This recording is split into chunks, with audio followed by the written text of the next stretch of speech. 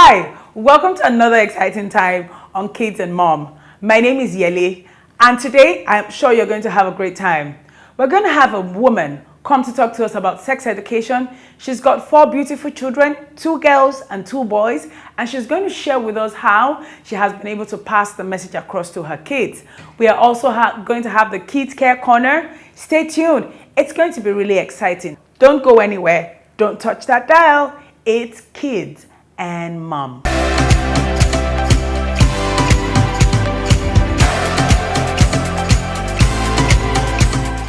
Here with me today is a very educated and learned mother of 4 who is going to talk to us about sex education. She has been able to pass the knowledge of sex education to her children, and we are here to learn from her about how and the technique she uses to pass this message across. Mrs. Ella Nnadi is a beautiful woman inside and out, and it is my honor to be able to speak with her today. Hello, Mrs. Nnadi, how are you doing?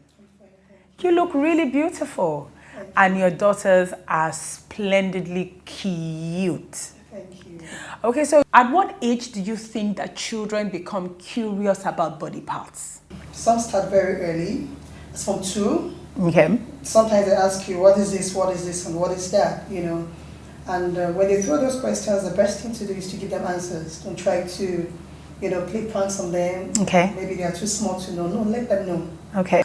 My next question for you will be, when is the appropriate age for children to know about body parts? When they start asking you, that's the best time. What if they don't ask until they are 7?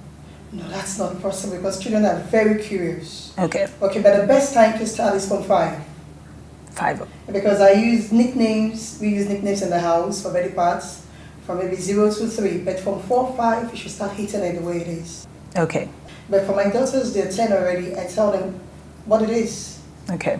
I don't have to beat around the bush because they're already big girls. 10 years, you should let them know what it is. Okay. So that they are not abused. Even at this time, I think when they were 6 or so, I told them already, don't let people lap you. Don't sit on anybody's lap. Your daddy, your uncles, drivers, wherever, don't sit your cousins. When they tell you, let me lap you, say, no, I'm going to sit. That's good. When you make them conscious of their body parts, private part, nobody abuses them. And I also tell them, somebody touches in a funny way, let me know. Don't let anybody just say, don't touch me there. Don't touch me there. I started that very early because children are easily abused. That's true. Some people touch them in a funny way and they don't understand. And I always tell them, your body parts, your private parts, is private. Private, as it's called private. Private is private. You don't go there. There is a myth when we were growing up that sex education was only for girls, not for girls and boys, because they believe that the girls need it most. Do you follow that line of thought, or do you believe that sex education is meant for both the boy and the girl? I totally disagree that the female children should be taught more. Both kids should be taught, both the boys, the girls should be taught sex education. You know that some boys are also sexually abused. Girls too, just that the female children are more sexually abused in this part of the world. Because it's common to say, I was abused sexually by a female child. But when a boy comes up saying he was sexually, people go like, abuse do you have? But truly boys can be abused. That's true. Girls too are abused, so you have to teach the both of them. Very true.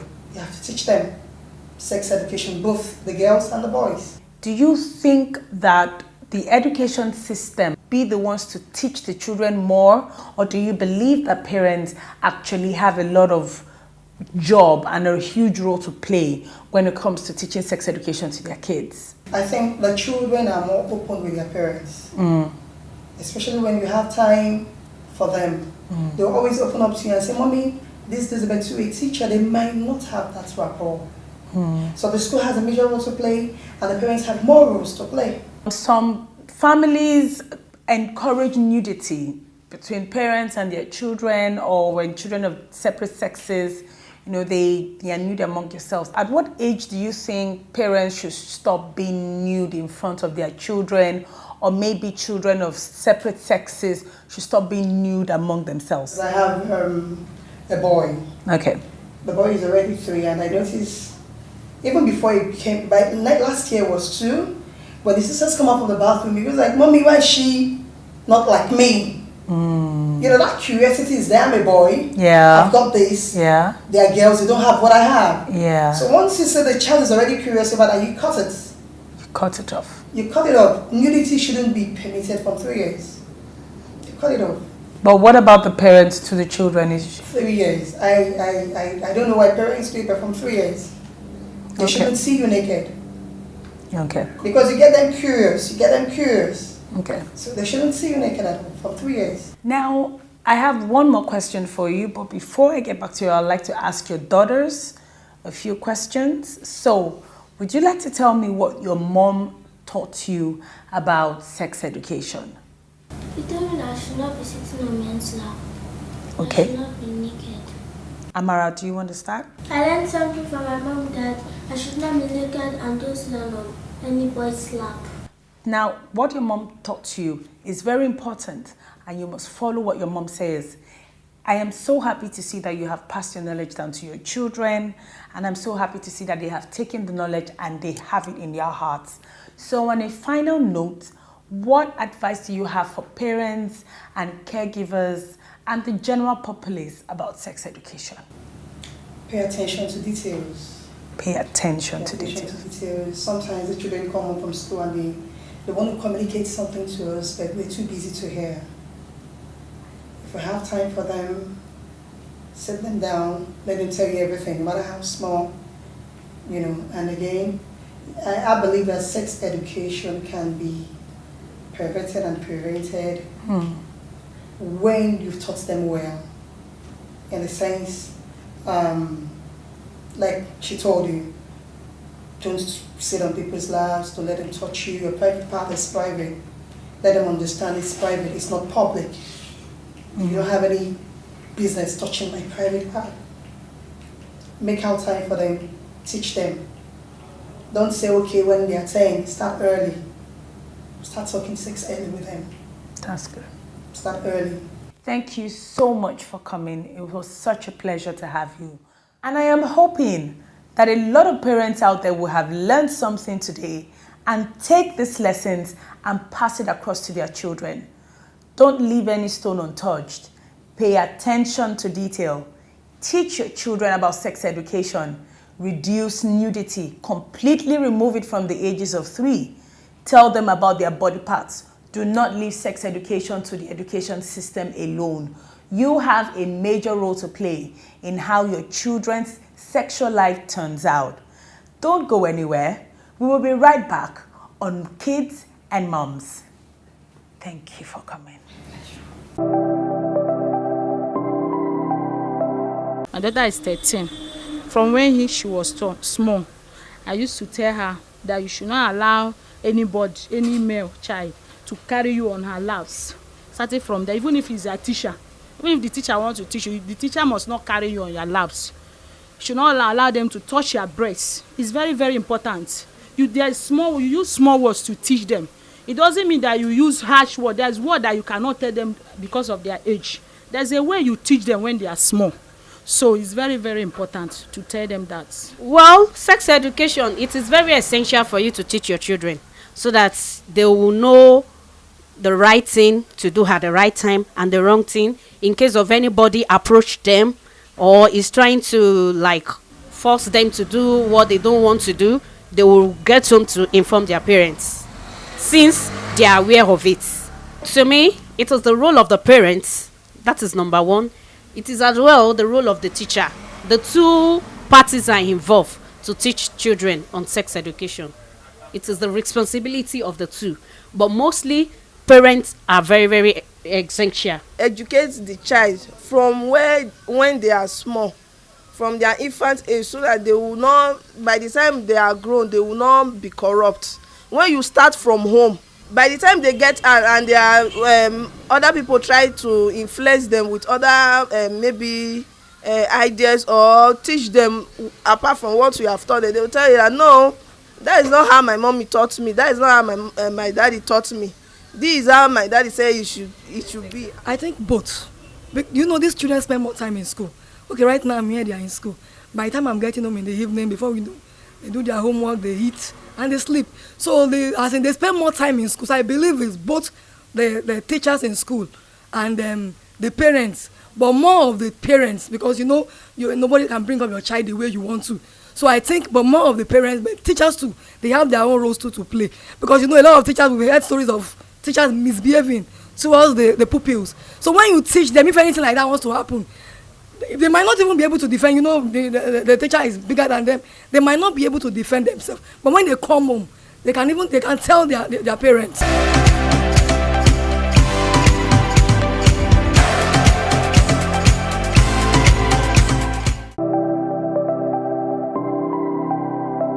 I would like to be a doctor. I want to be a doctor to save lives of people.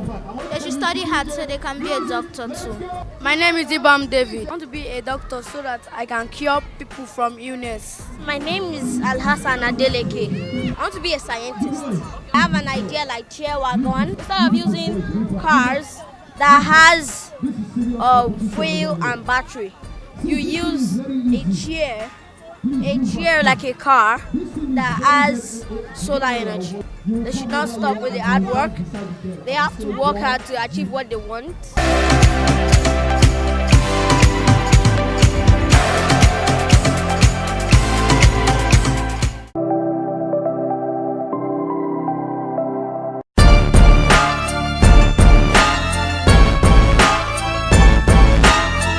Did you know that lipsticks are not vegan cosmetics? More than 95% of lipsticks contain fish scales. Did you know that Venus is the only planet in the solar system that rotates clockwise, whereas all other planets rotate anti-clockwise? Did you know that Australia is the only continent in the world that has no volcanoes?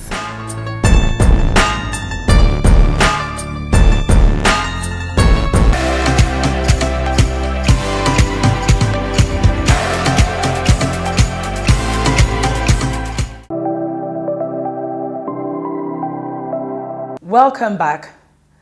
Now it's time for kids care. Today, I want to talk to you parents about encouraging your children. It is very important for them to hear positive words about their attitude, about their character, about their future from you. Number one, you must always tell your children how much you love them. And do not make your love conditional. Don't make it that if you get A's, I'm going to love you more. Your love should not be based on the things they do to make you happy. Your love should be based on the fact that they are your children and you love them. The second thing is, you need to tell them how intelligent they are. Say things like, you're a star. You are so bright. I cannot believe that you could do this. You are incredible. My son, my daughter, I'm the luckiest dad in the world. I'm the most blessed mom in the world to have you for my child. Say things like you are important, you are beautiful, you are preferred, you are intelligent, you are smart, you are bright, you know so much. Don't say negative things to your kids. When you're going out to school in the morning, tell them things like, have a great day today. I know that you're going to do good in school. And even when they don't do good, tell them, oh, you didn't do well. Don't worry. Tomorrow is a fresh new day where you can do amazing things. Always give them positive words and let them see how much good that they can do and how much good that they are to you. If they wash the dishes, for example, they get a fine grade, they clean their room, they take out the trash, whatever, even if it means they know that you're sitting down and you're about to reach for the remote and they take the remote and they give it to you. Look at your child straight in the face and say, I am proud of you. whatever accomplishments that they do, no matter how small, no matter how big, tell them that I am proud of you. Do you know what that does? It builds up their character to know that they can do better things that would make you happy. Say positive things to your children. Tell them that you believe in them. Even when they make a lot of mistakes, tell them that you need to learn from your mistakes. But I believe in you. I believe that you are the very best that you would ever be. I believe that you can do amazing things, and I believe that this is just the beginning. So this is me saying to you, encourage your children. You will be surprised at how good they turn out because of what you say to them every day. Don't go anywhere. Kids and Mom will be right back.